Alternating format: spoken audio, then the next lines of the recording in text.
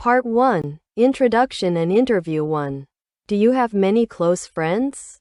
2. How often do you meet your friends? Part 2. Describe a friend you really admire. You should say who he, she is, how you met him, her, what kind of person he, she is, and explain why you admire him, her. Part 3. Discussion 1. Why do people need friends? 2. What are the differences between friends and family? 3. Do you think social media has changed the way we make friends? Part 1. Introduction and Interview 1. Do you have many close friends? No. I don't have many close friends, just a few. I believe it's more meaningful to have a small circle of people you trust and connect with deeply, rather than many acquaintances. 2. How often do you meet your friends? I try to meet them at least once or twice a month, depending on our schedules. We're all busy, but we usually catch up over coffee, dinner, or sometimes we hang out online if we can't meet in person. Blank, underscore, blank. Part 2. Describe a friend you really admire. One friend I truly admire is Min, a university classmate of mine. We met during our first year at university when we worked on a group project together. Since then, we've stayed close friends. Min is someone who's both intelligent and incredibly kind. He's the type of person who's always willing to help others, whether it's with academic work or personal problems. What really stands out about him is his determination. Even though he comes from a modest background, he works very hard to achieve his goals. He studies, works part-time, and still finds time to support his friends and family. I admire him because of his positive attitude and strong work ethic. No matter how stressful things get, he always stays calm and focused. He inspires me to work harder and be a better person. I think having a friend like Min is a real blessing. Blank, underscore, blank. Part 3. Discussion 1. Why do people need friends? People need friends for emotional support, companionship, and personal growth. Friends are the ones who understand us, share experiences with us, and help us through tough times. Good friendships can make life more enjoyable and less stressful. 2. What are the differences between friends and family? Family relationships are usually based on blood ties or legal bonds, and they often come with certain responsibilities or expectations. Friendships, on the other hand, are chosen. We become friends with people we feel connected to. While both can offer support and love, the way we communicate and interact with friends is often more relaxed. 3. Do you think social media has changed the way we make friends? Yes, definitely. Social media has made it easier to connect with people from different places and backgrounds. It allows people to stay in touch even if they live far away. However, I think it has also made friendships more superficial in some cases, since online communication can lack the depth of face-to-face interaction.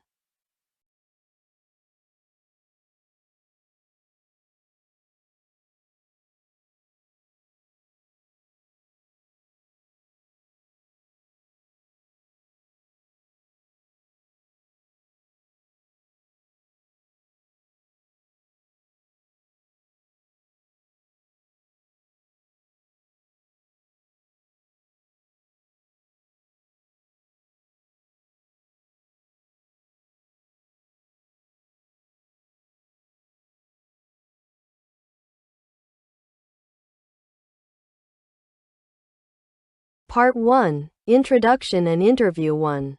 What qualities do you look for in a friend? 2. Have you ever made friends with someone from another country? Part 2. Describe a time when you made a new friend. You should say where you met this person, what you talked about, how you became friends, and explain how you felt about meeting this new friend. Part 3. Discussion 1. What kinds of people are easy to make friends with? 2. Do people become more or less social as they grow older? Why? 3. How important is trust in friendship? Part 1. Introduction and Interview 1. What qualities do you look for in a friend? I look for honesty, kindness, and a good sense of humor in a friend.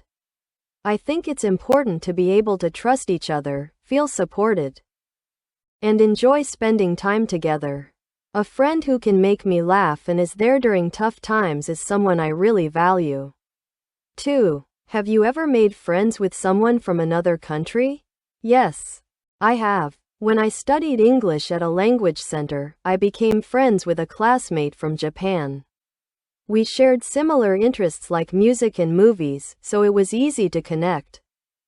It was a great experience because I also learned a lot about another culture.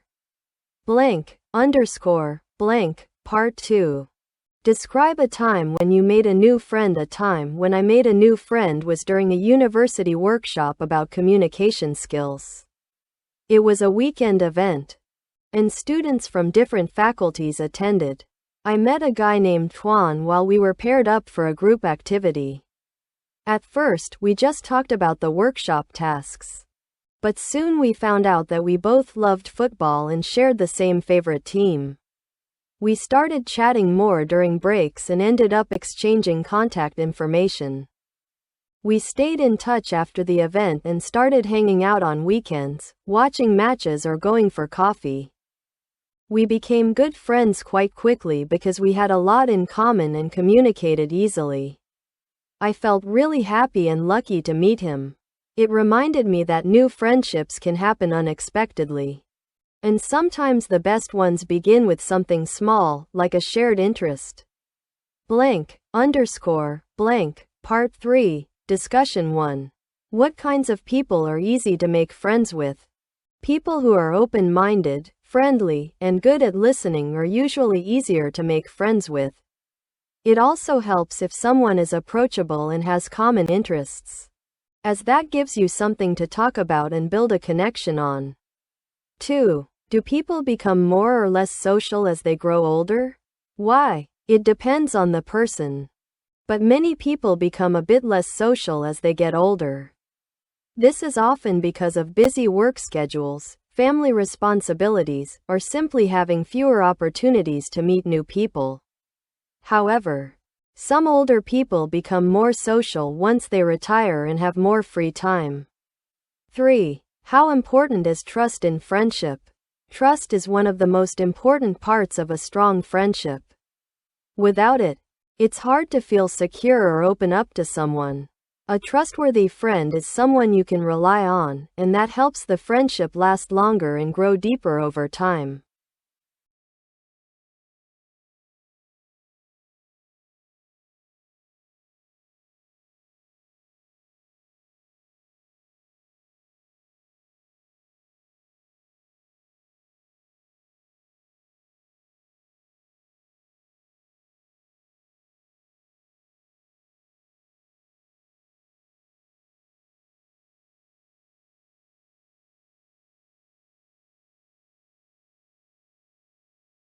Part 1, Introduction and Interview 1.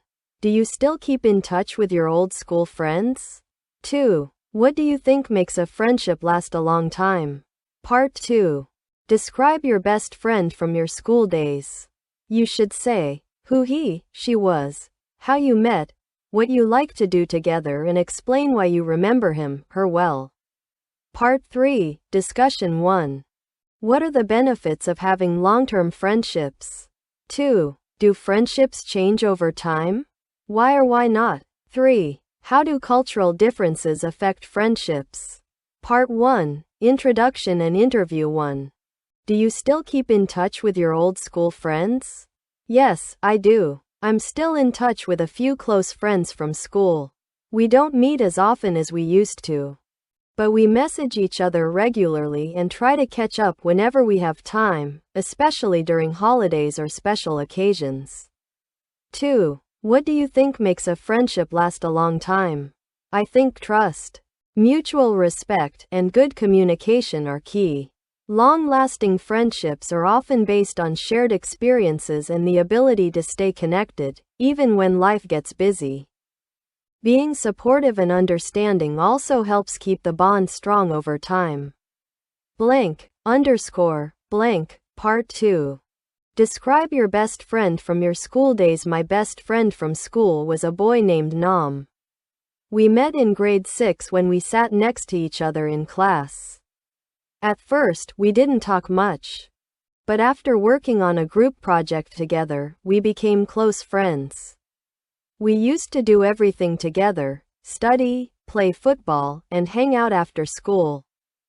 What I liked most about him was his sense of humor. He always made everyone laugh, even during stressful times like exams. He was also very loyal and always stood by his friends. I remember him so well because he was such a big part of my school life. He made those years more enjoyable and helped me through tough times. Even now, we still talk occasionally. And I'm really grateful for the memories we shared. Blank, blank, Part 3, Discussion 1. What are the benefits of having long-term friendships? Long-term friendships provide emotional support and a sense of stability.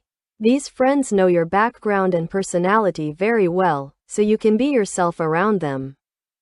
They're also great for sharing memories and experiences that newer friends might not understand. 2. Do friendships change over time? Why or why not? Yes, they definitely do. As people grow older, their priorities and lifestyles can change, which sometimes affects how often they talk or meet. However, strong friendships can adapt and still remain meaningful, even if the form of communication changes. 3. How do cultural differences affect friendships? Cultural differences can sometimes lead to misunderstandings, but they can also enrich a friendship. Friends from different cultures can learn from each other and gain new perspectives. As long as there is mutual respect and open-mindedness, cultural differences can make a friendship even more interesting.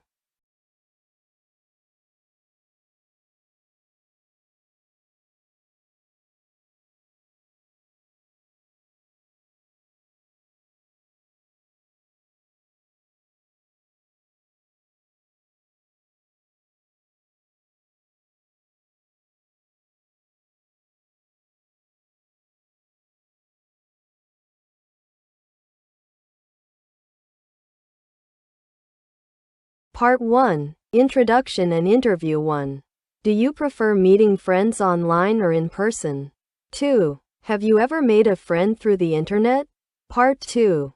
Describe a time you helped a friend using technology. You should say who the friend was, what kind of help you gave, how you used technology to help, and explain how your friend felt afterward.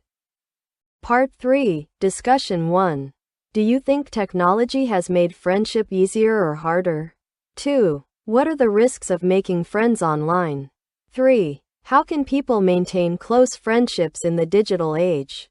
Part 1, Introduction and Interview 1. Do you prefer meeting friends online or in person? I definitely prefer meeting friends in person because it feels more personal and natural. You can read their expressions, laugh together, and really connect. However, online communication is very useful when people live far away or have busy schedules. 2. Have you ever made a friend through the internet? Yes, I have. A few years ago, I joined an online language exchange group and I became friends with someone from Thailand. We started chatting to practice English, and over time, we shared more about our lives and became good friends. Blank, blank, Part 2. Describe a time you helped a friend using technology. A time I helped a friend using technology was last year during exam season. My friend Lynn was struggling to understand some parts of our physics course, and we didn't have time to meet in person. I decided to help her by using Zoom. I shared my screen and explained the concepts step by step using digital notes and diagrams. I also sent her some helpful videos and practice questions through Google Drive. She was really grateful and said the session helped her a lot. She felt more confident about the subject afterward and even improved her score on the final test. It made me happy to know that technology allowed us to connect and support each other, even from a distance. blank underscore blank. Part 3, Discussion 1. Do you think technology has made friendship easier or harder? Overall, I think technology has made friendship easier, especially for staying in touch with people who live far away. Apps and social media make communication fast and convenient. However, if people rely too much on texting or online chats, the quality of the relationship might suffer compared to face-to-face interactions. 2. What are the risks of making friends online? One major risk is that people may not be who they say they are. It's easy to create a fake identity online. There's also a risk of privacy issues, scams, or emotional harm if someone is dishonest or has bad intentions. That's why it's important to be careful and take time to build trust. 3. How can people maintain close friendships in the digital age? To keep a close friendship today, people should communicate regularly and make time for meaningful conversations, not just quick messages. Video calls, voice notes, and planning occasional meetups also help maintain a strong bond. It's all about putting effort into the relationship, even if it's virtual.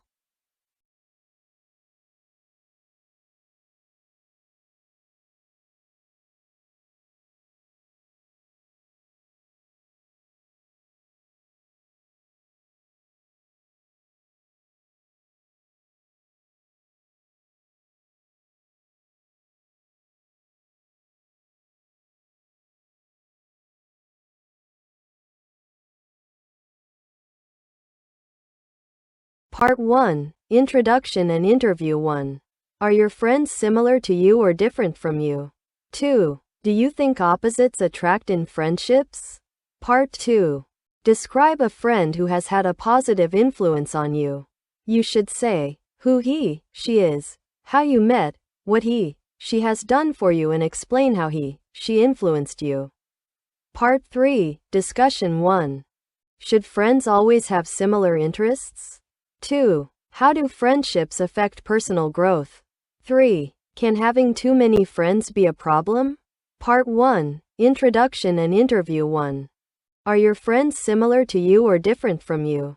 Some of my friends are quite similar to me. We share the same hobbies and way of thinking, but I also have friends who are very different. I think a mix is good. With similar friends, I feel very comfortable, and with different ones, I learn new things. 2. Do you think opposites attract in friendships? Yes, sometimes they do. Opposite personalities can actually balance each other. For example, a quiet person might enjoy spending time with someone more outgoing. As long as there is respect and understanding, differences can make the friendship more interesting. Blank underscore blank. Part 2. Describe a friend who has had a positive influence on you. One friend who has had a big positive influence on me is my university classmate named Wa. We met during our first year of college in a group assignment, and we quickly became friends. She is very hardworking, disciplined, and always stays positive even in difficult situations. At first, I used to procrastinate a lot and didn't take my studies very seriously. But after spending time with her, I started to change. Her attitude towards learning motivated me to be more focused and manage my time better. She also encouraged me to try new things, like joining clubs and volunteering, which helped me become more confident. I really admire her mindset and the way she supports others. She influenced me not only academically but also helped me grow as a person. Blank underscore blank. Part 3, Discussion 1. Should friends always have similar interests? Not necessarily. While having shared interests can make it easier to bond, I think the most important things in a friendship are respect, trust, and good communication. Differences in interests can actually make the friendship more exciting and help both people grow. 2. How do friendships affect personal growth? Friendships can have a big impact on personal growth. A good friend can inspire you, push you to improve, and support you when you face challenges. Friends also give feedback, help you see things from different angles, and encourage healthy habits. 3. Can having too many friends be a problem? Yes, it can be. If you have too many friends, it might be hard to give each relationship the time and attention it needs. It can also be overwhelming to manage so many social connections. I believe it's better to have a few close and meaningful friendships than many shallow ones.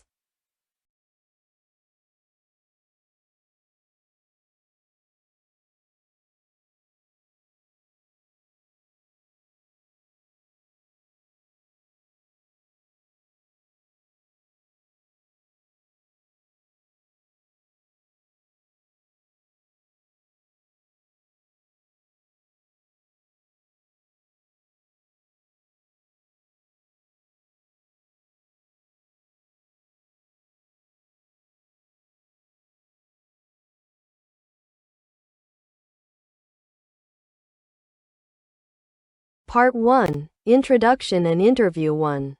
What kind of gifts do you usually get? 2. Do you prefer giving or receiving gifts? Part 2. Describe a gift that is very special to you. You should say what the gift is, who gave it to you, when you received it, and explain why it is special to you. Part 3. Discussion 1. Why do people often keep gifts for a long time? 2. Are expensive gifts always more special? 3. Is it better to give a handmade gift or a store-bought one? Part 1. Introduction and Interview 1. What kind of gifts do you usually get? I usually receive practical gifts, like books, clothes, or gadgets, things I can use in my daily life. Sometimes I also get personalized items like keychains or mugs with special messages, which I really appreciate. 2. Do you prefer giving or receiving gifts? I enjoy both, but I think I prefer giving gifts. It feels good to see someone happy because of something you gave them. I like choosing or making a gift that suits the person's personality or needs. Blank, underscore, blank, part 2. Describe a gift that is very special to you. One of the most special gifts I've ever received is a handmade scrapbook from my best friend. She gave it to me on my birthday 2 years ago. The scrapbook was filled with photos, quotes, and small notes that reminded me of all the fun times we had together during university.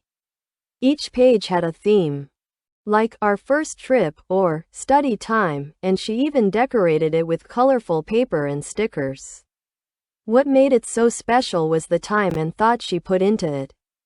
It wasn't something expensive, but it was deeply personal and meaningful. I still look through it from time to time, and it always makes me smile.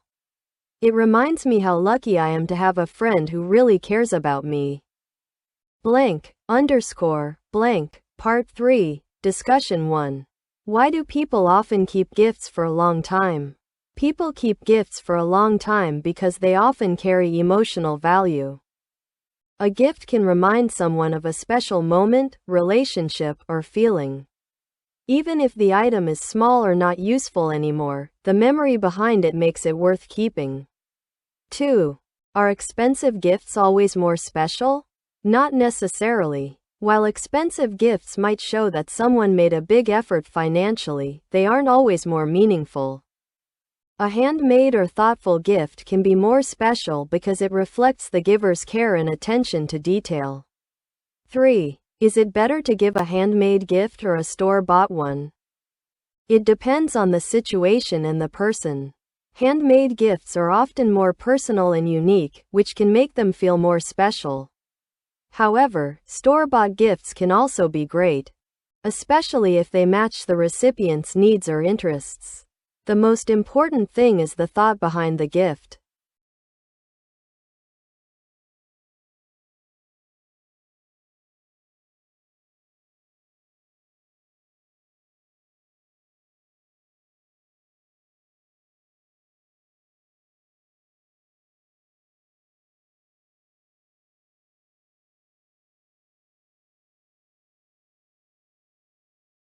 Part 1. Introduction and Interview 1. Do you keep anything from your childhood? 2. What do you usually do with old things? Part 2. Describe something in your family that has been passed down for years.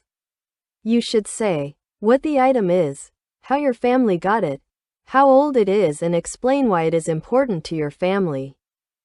Part 3. Discussion 1. Why do some people keep old things in the family? 2. Do young people care about family possessions today? 3. Should people throw away things they don't use? Part 1. Introduction and Interview 1. Do you keep anything from your childhood? Yes, I still keep a few things from my childhood, like an old stuffed toy and some photo albums. They remind me of happy memories and make me feel connected to my past. 2. What do you usually do with old things? If the item has sentimental value, I usually keep it in a safe place.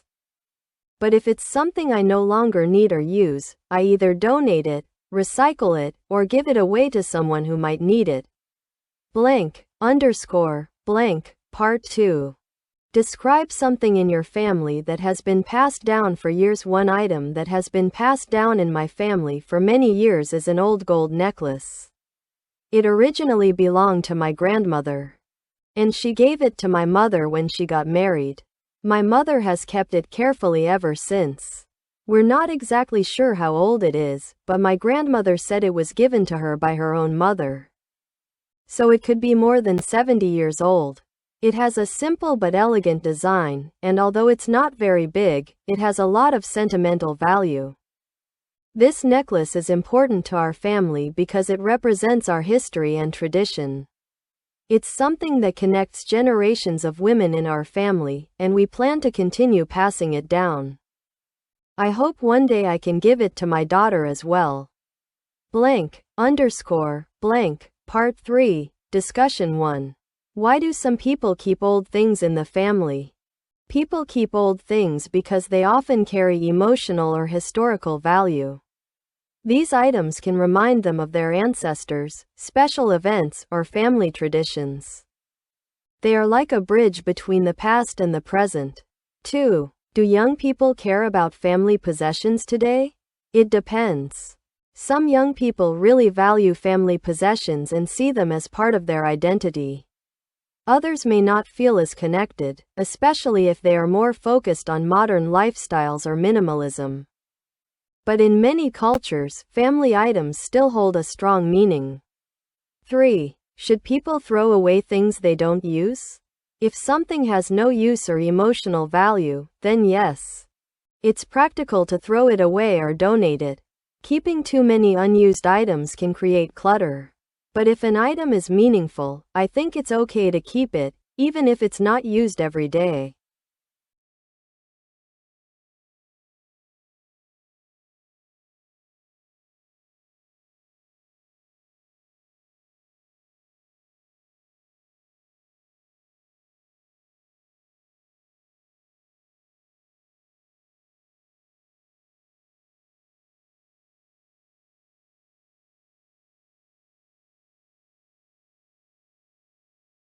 Part 1. Introduction and Interview 1.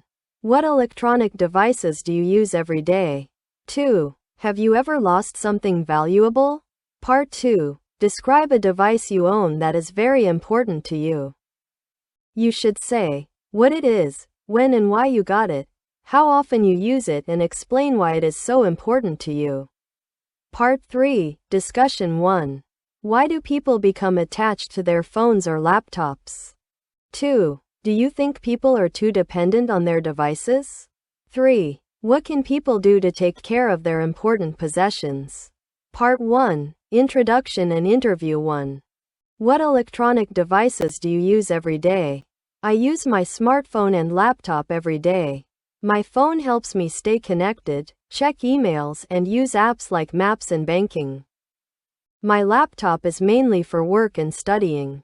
I also use wireless earphones and a smartwatch sometimes. 2. Have you ever lost something valuable? Yes, once I lost my wallet while traveling. It had some important cards and cash in it, so I felt really stressed. Luckily, someone found it and returned it to me the next day. It made me more careful about keeping track of my things. Blank, underscore, blank. Part 2. Describe a device you own that is very important to you. One device that is really important to me is my laptop. I bought it about 2 years ago when I started university because I needed something reliable for studying, attending online classes, and doing research. I use it almost every day. I take notes, write assignments, design presentations, and sometimes watch movies or talk to friends using video calls. It's like my main tool for both academic and personal life. What makes it special is that it helps me stay organized and productive. It also stores a lot of important data, including family photos and personal documents. Without it, my daily routine would become much more difficult. That's why I always take good care of it and back up my files regularly. Blank, underscore, blank. Part 3. Discussion 1. Why do people become attached to their phones or laptops? People get attached to their devices because they use them for so many parts of life: communication, entertainment, work, and even memories. These devices store personal information and help people stay connected, so they become emotionally and practically important. 2. Do you think people are too dependent on their devices? Yes.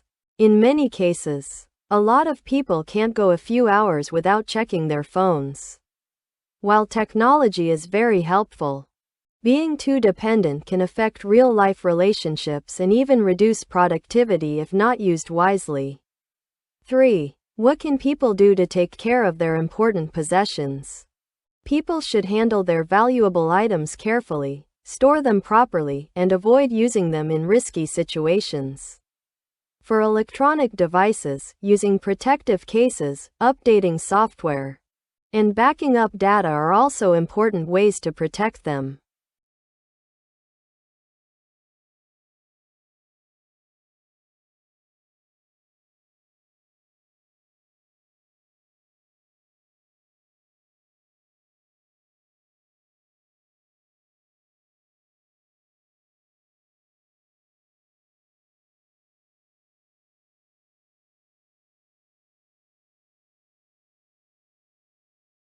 Part 1. Introduction and Interview 1. Do you have any items that remind you of happy times? 2. Have you ever thrown away something you later missed? Part 2. Describe something you own that brings back a lot of memories. You should say what the object is, how you got it, what memories it holds, and explain why it is meaningful to you. Part 3. Discussion 1. How can objects help people remember the past? 2. Do memories make things more valuable than money?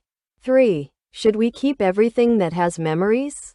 Part 1. Introduction and Interview 1. Do you have any items that remind you of happy times? Yes, I have a photo album that reminds me of my childhood. Every time I look at it, I remember fun times with my family and school friends. It always brings a smile to my face. 2. Have you ever thrown away something you later missed? Yes, I once gave away an old t-shirt from a concert I went to. At the time, I thought I didn't need it anymore, but later I regretted it because it had so many good memories attached to that day. Blank, underscore, blank. Part 2. Describe something you own that brings back a lot of memories. One thing I own that brings back a lot of memories is a small notebook that I kept during high school. I used it to write down my thoughts, funny moments with friends, and even song lyrics I liked. I got it as a gift from a friend on my 15th birthday. At first, I wasn't sure what to do with it, but it slowly turned into a kind of personal journal. When I read it now, it takes me back to my teenage years, the classes, the laughter, the stress before exams, and the silly things my friends and I did. It's meaningful to me because it captures a time in my life that was full of change and discovery. I keep it safely in my drawer and sometimes flip through it when I feel nostalgic. Blank, underscore, blank. Part 3. Discussion 1. How can objects help people remember the past? Objects act as reminders. When someone sees or touches a certain item, it can bring back specific moments, emotions, or people. It's like a trigger that helps you relive a part of your life that you might have forgotten. 2. Do memories make things more valuable than money? In many cases, yes. A simple item with deep emotional meaning can feel priceless, even if it has no real financial value. People are often more attached to gifts from loved ones or things from childhood than to expensive items. 3. Should we keep everything that has memories? Not necessarily. While it's nice to keep some special things, keeping too much can lead to clutter. It's better to choose a few meaningful items that truly bring back good memories rather than trying to hold on to everything.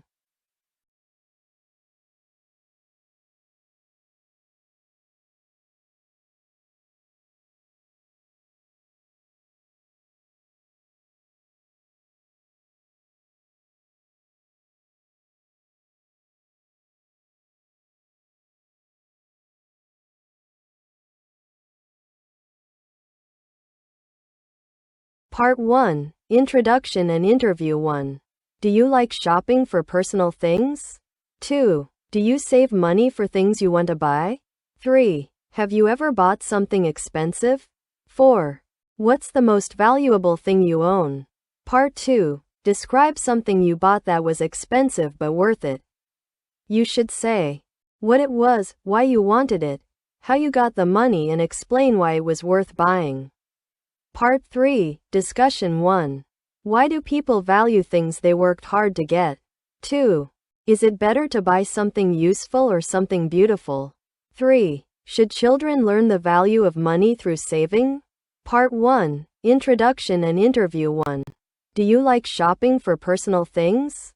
Yes, I enjoy shopping for personal items like clothes or gadgets, especially when I feel I really need them or have saved up for something special. I try not to overspend, though. 2. Do you save money for things you want to buy?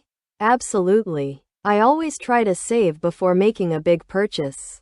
It gives me a sense of control and makes the item feel more meaningful. 3. Have you ever bought something expensive? Yes, I once bought a high-end smartphone.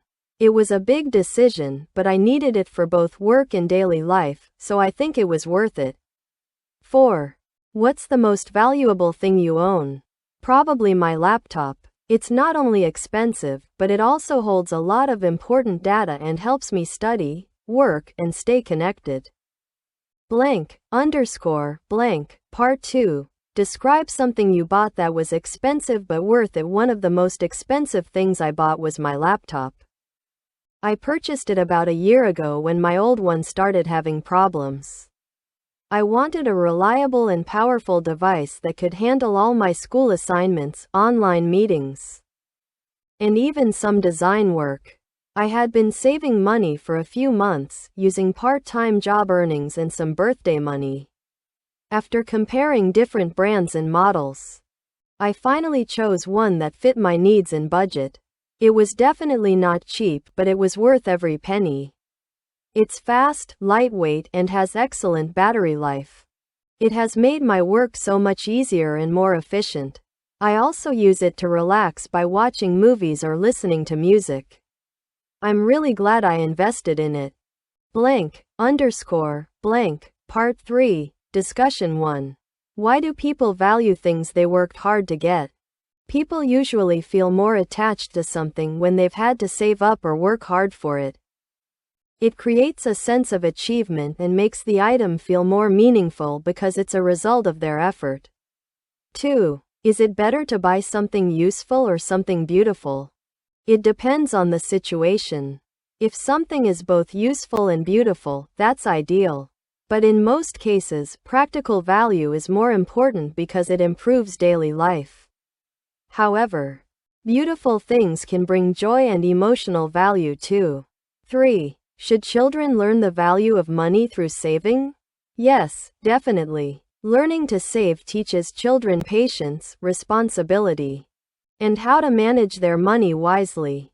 It helps them appreciate the effort it takes to buy something, instead of expecting to get things immediately.